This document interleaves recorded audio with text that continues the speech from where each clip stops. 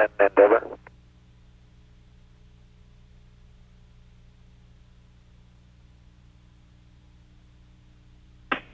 Good morning, Endeavour.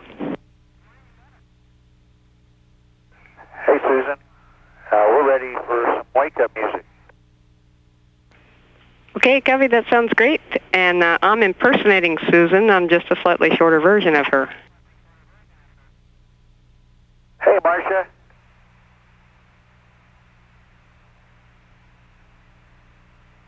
Marcia, I don't know if y'all are getting downlink or not, but we're showing the lights of Israel and the Cairo area. We copied that. Unfortunately, we're in blockage right now, and you'll have to guess again, and maybe after the wake-up music, I'll tell you who you're talking to.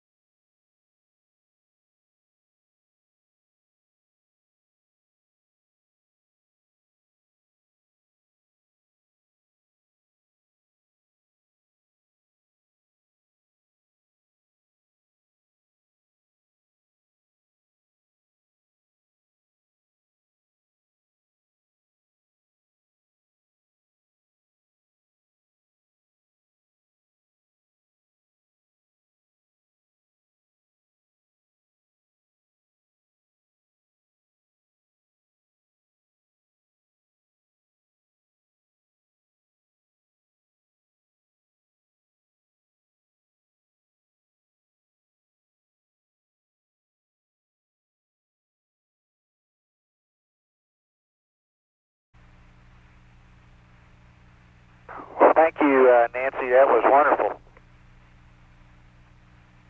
Good morning, Dick. We wanted to let you sleep in, and looks like we've been pretty successful at that. Hope you enjoyed the music.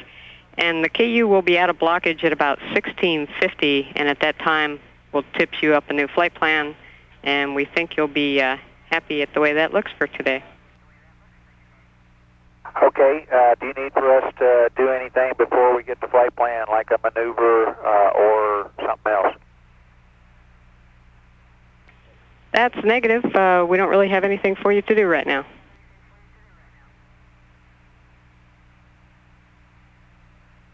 Okay, we really appreciate being allowed to sleep in.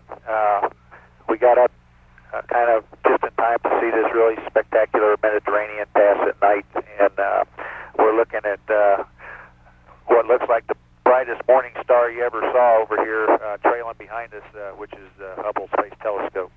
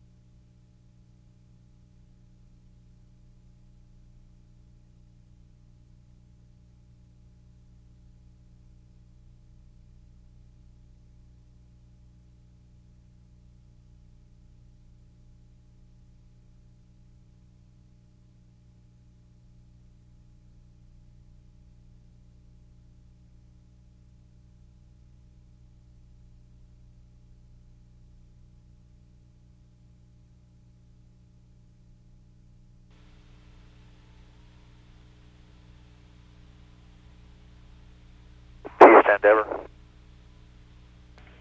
Go ahead, Endeavour. Roger, you getting downlink video of the dump? That's firm. We're watching it right now. Looks pretty interesting. Kind of like a tinkle. That's basically what Flight was thinking.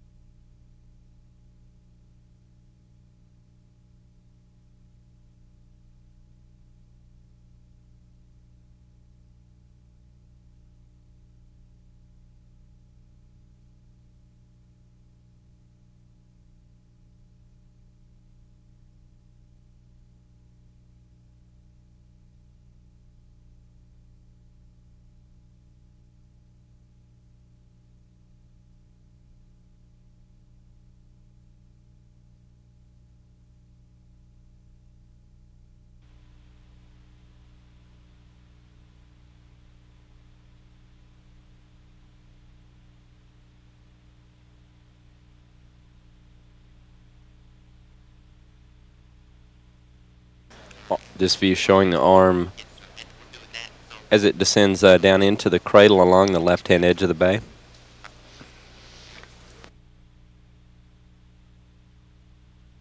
Once it's in the cradle, latches will latch it in place, and then it'll be totally powered off.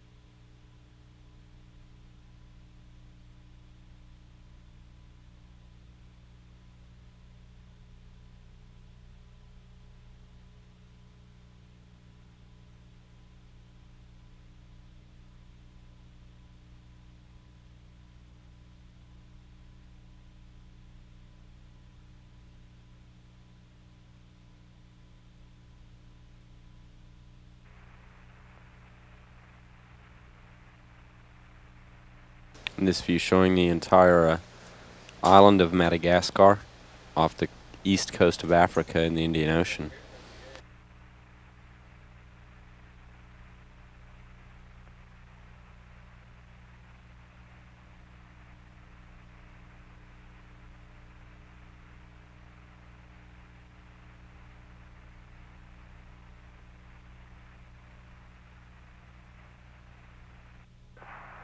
Houston, Endeavour, are you getting downlink?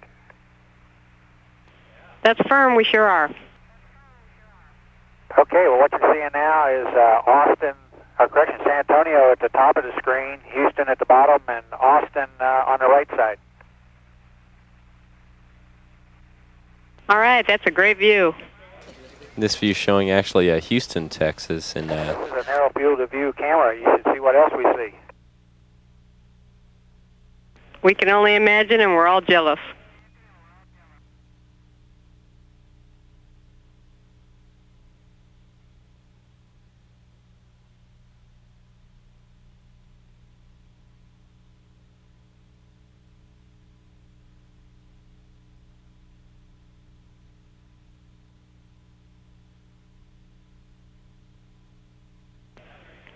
And Endeavour Houston, Team 4 will be signing off, and you'll be put in the trusty hands of the Orbit 2 team, and you'll be talking to Greg.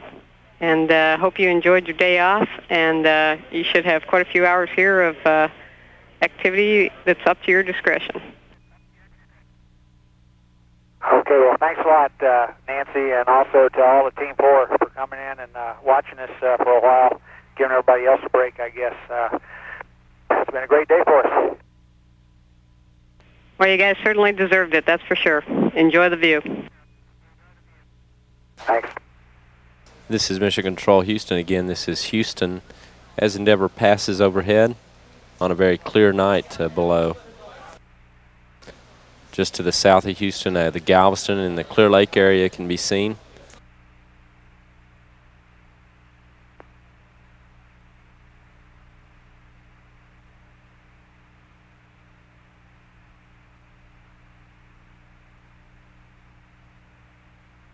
In view at the top, the large mass of lights is Houston, and then halfway down towards Galveston is Clear Lake, where Mission Control is located, and then Galveston on the coast.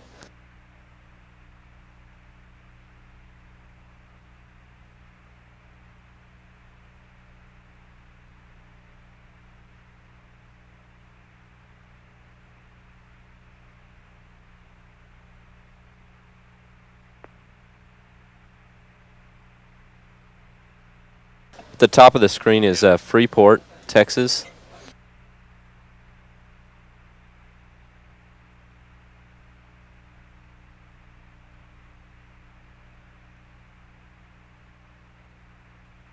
We think we got Clear Lake nailed in this picture. That's firm. Everybody's really enjoying the view. Thanks for the pictures.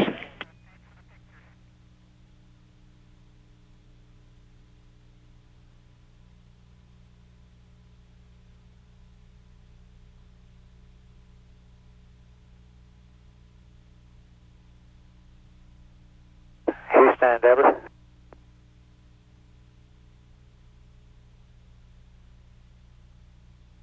Go ahead, Covey. Hey, Greg. Hey, if y'all are still getting our downlink, I wanted to let y'all know that you're seeing the great northwest Florida Gulf Coast and my hometown of Fort Walton Beach. And I'd sure like to send a hello to all my friends and family down there today. Well, we're getting a great picture of Fort Walton Beach, and we'll pass that along. Looks like a good place to play golf. We need to do that.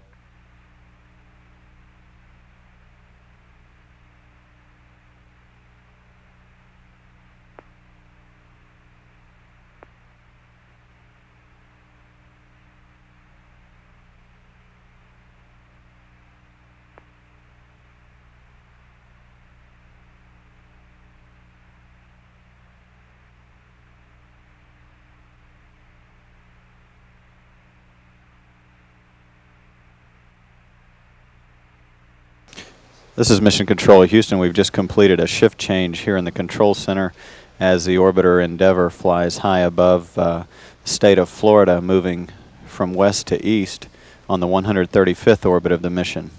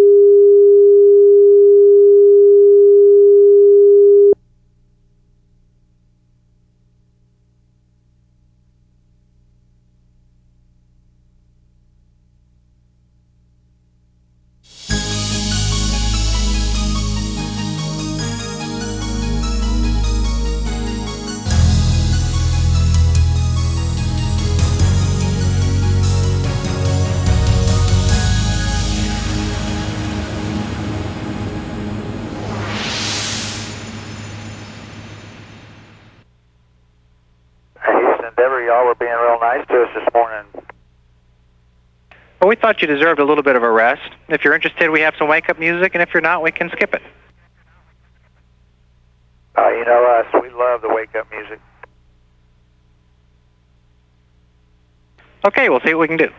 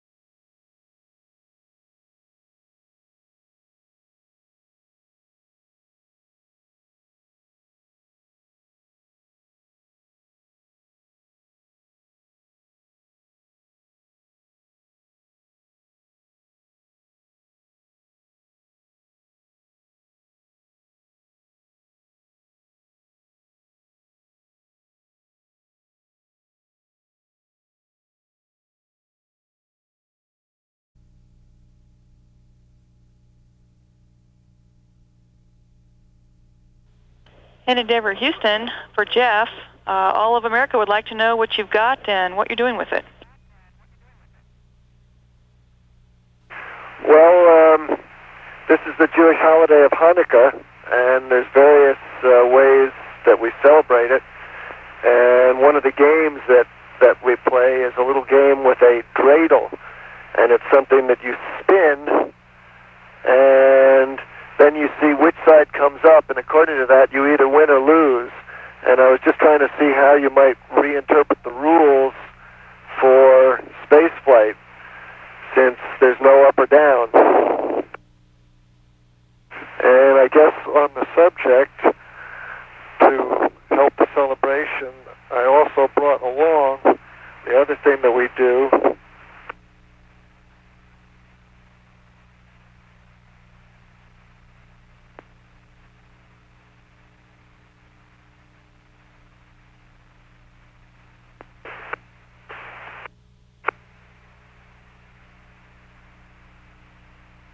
Hanukkah is the festival of lights.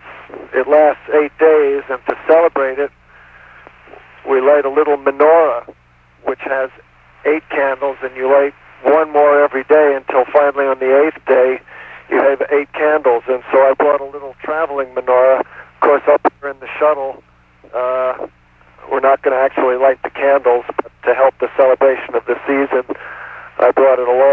little silver traveling menorah. And so with that and the dreidel, I'm all set for my onboard Hanukkah celebration.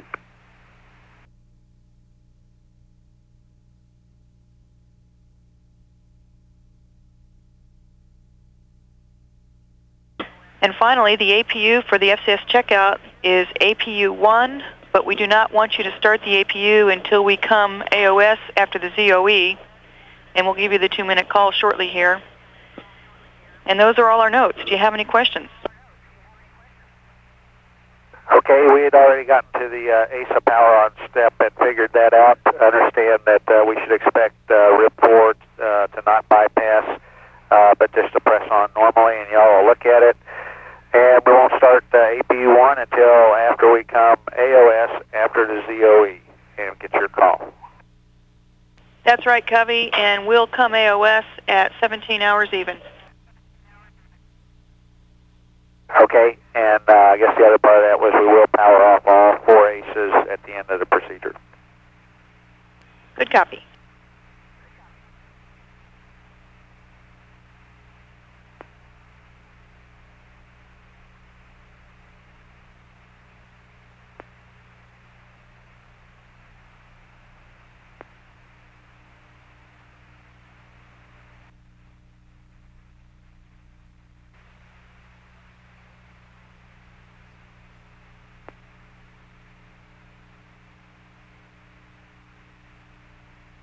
Correction, Houston, that was 20.05 or 20,050 feet per second instead of 20,000.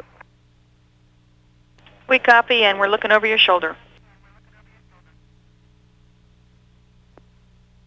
And on the PLT side, Houston, the Mach was 20.07 on the low test.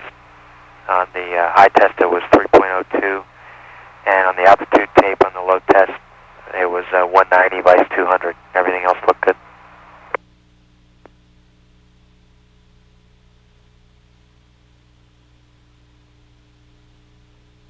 Okay, Endeavour, we copy that. Thanks for the information. And by now you should have message 77 Delta and 78 Charlie on board. And you'll need those before you perform the DTO 667.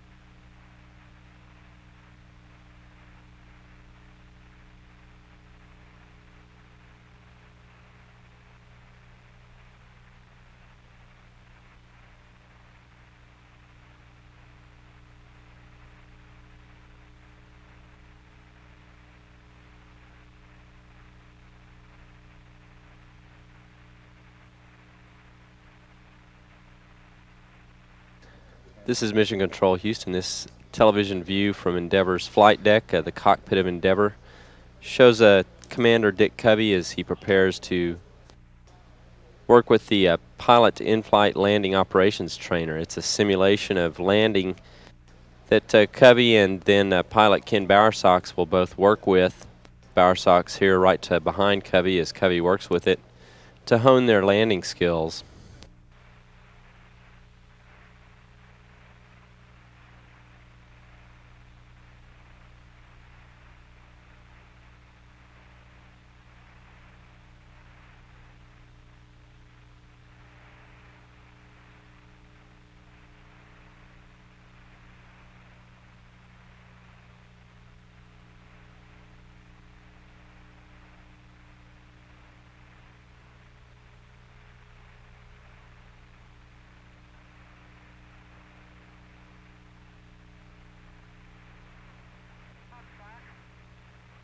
That was a very nice approach.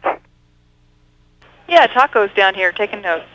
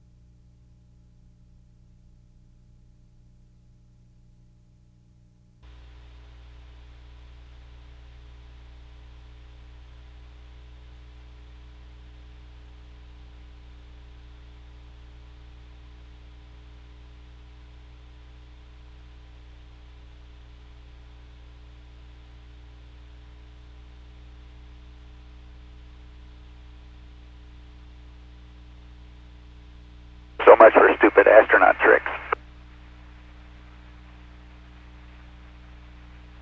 You were reading our minds.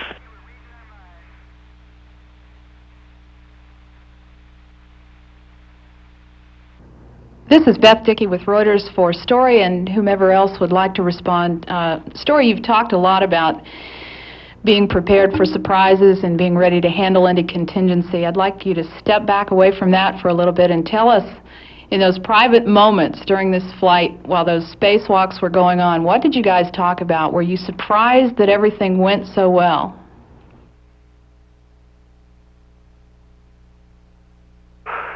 Beth, if you asked me, as you did beforehand, to bet, I would have bet that we got it all done. But of course, we weren't counting on surprises, and we did have a bunch of surprises. And I think that as a team, we did demonstrate that we had generic skills to come up with the technical answers and to go out there and execute them. Did I answer your question, or was there more to it?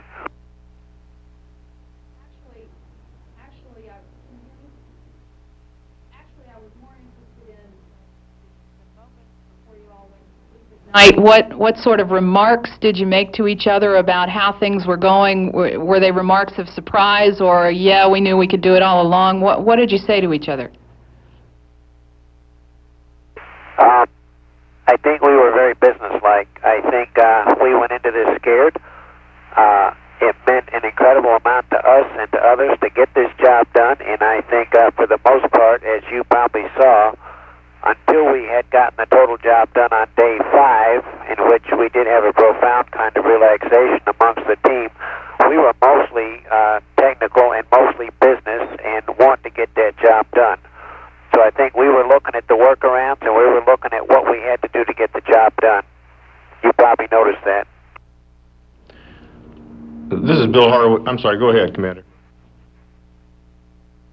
This is Bill Harwood with CBS News. I was just going to say that to follow up on that, we at the end of each day, as we realized we had accomplished the goals of that day, and the EVA crew members would return into the spaceship, we did have little celebrations of joy and relief that we had reached each milestone, but we saved most of it to the end. It's Bill Harwood with CBS News for Jeff Hoffman.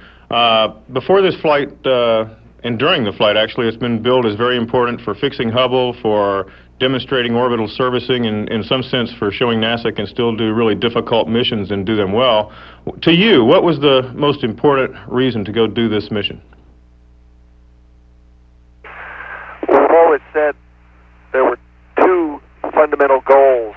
The first, and I guess most important, was Hubble itself. The whole nation, the whole world has been excited about Hubble telescope since it was first conceived and put into orbit. We've had to wait to realize its full potential. Astronomers and people all over the world deserve now to see what Hubble can really do. That was the first. But the second, and I think just as important, was to demonstrate that we have achieved with the shuttle and the whole operations team a very sophisticated level of on-orbit operational capability, hopefully one that we can exploit in the future. And if you had your chance to write this mission up for history, how would you describe it? I describe it as NASA had the courage to go for it all, to do absolutely everything on Hubble that it needed doing. They dared. They had the courage to go for the whole thing. And we've gotten a long way to it. We're going to have to wait 6 weeks to 2 months to get the final results of how the systems operate and how the optics turns out. But in a nutshell, I think what was it all about? It was NASA had the courage to go for it all.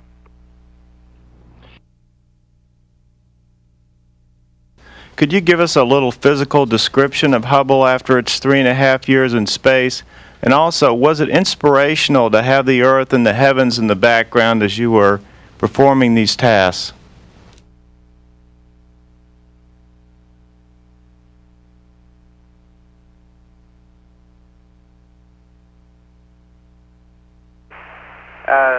Hubble was in actually very good shape. We saw a few places where it had taken some small impacts, nothing that penetrated it. So actually, and as you heard comments as we opened the aft shroud looking inside, it was almost looked exactly as it left before it was deployed on STS-61. It looked brand new. The site, the first day or two looking at HST with the Earth in the background, of course, was just phenomenal, and you never got tired of just going and looking out the window. As the days wore on, we got used to it being there. It was like it was part of us, and the payload bay really looked empty after Claude picked it up and set it free from the end of the arm. It's a question for Commander Covey and anyone else who wants to answer. As you know, there are many Americans who still wonder if the space program is worth all the money spent. What does this mission say to those people about the direction the nation should be heading in space and the benefits of the program?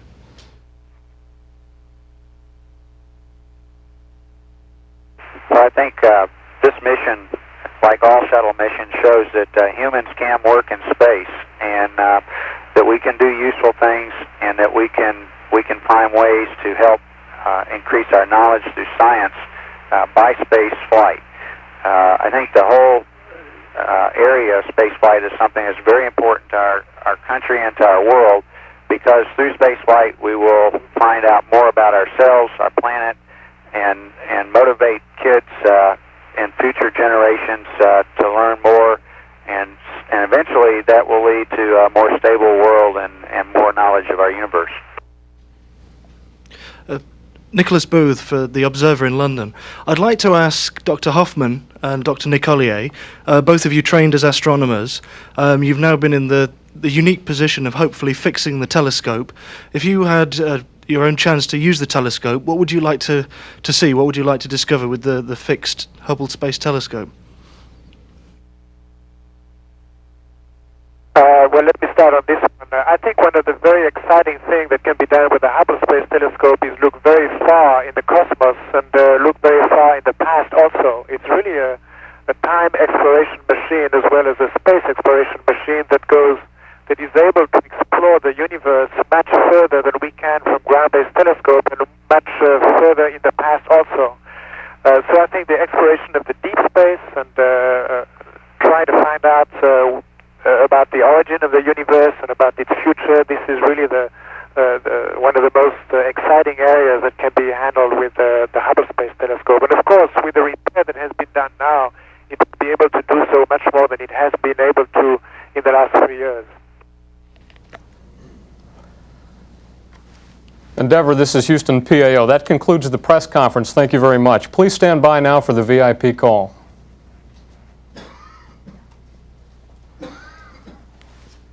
Switzerland, this is Houston. Please call Endeavour for voice check. Endeavour, this is Switzerland. How do you hear me?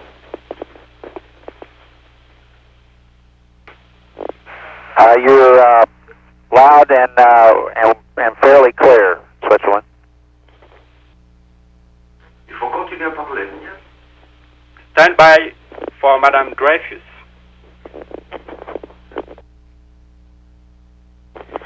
Congratulations to you, Commander Covey.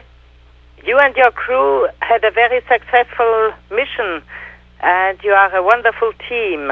I wish to thank NASA and ESA for the opportunity they gave us to live together these moments. Thank you, Mrs. Dreyfus. We appreciate that very much, and we appreciate you taking the time to talk to us.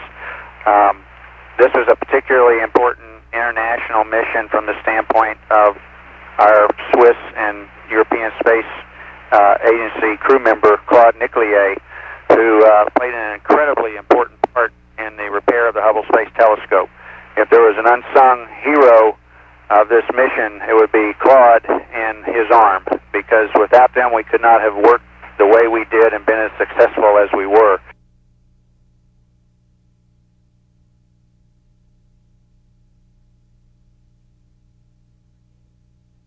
We are getting a spectacular view of all of Florida at this moment, out the window.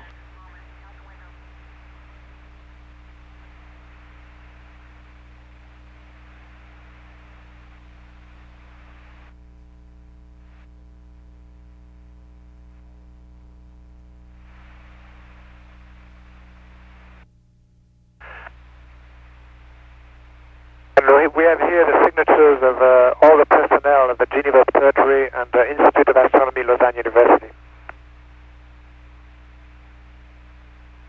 And we see it, Claude. Thank you.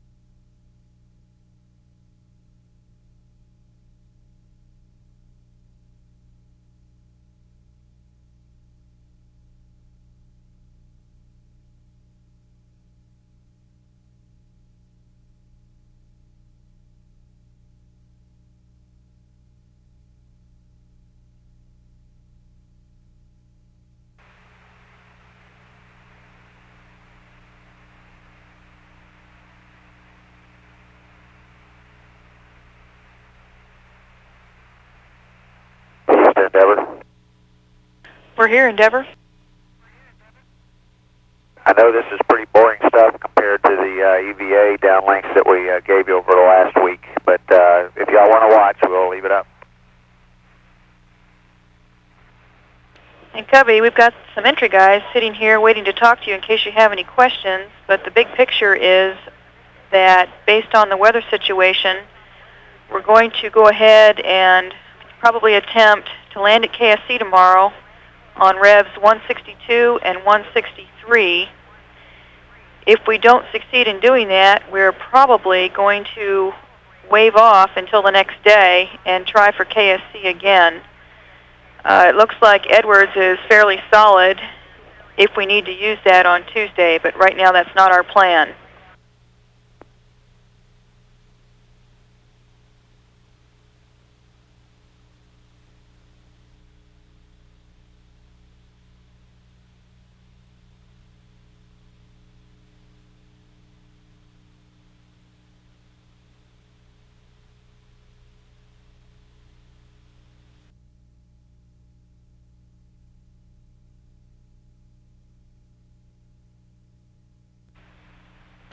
Endeavour, it looks like the entry team is going to come in and take our hours for the rest of the mission, so Orbit 1 would like to say adieu and good luck, and we will talk to you at Ellington.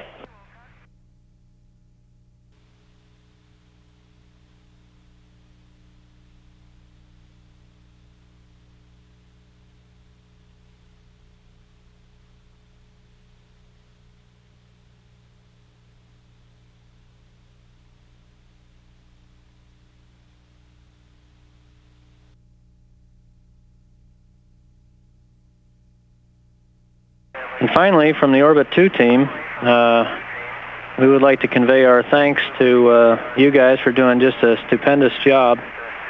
It was great for us to watch you professionals at work up there, and for me down here to watch the professionals at work down here.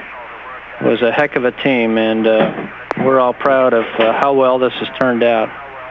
And we wish you Godspeed and a safe trip home.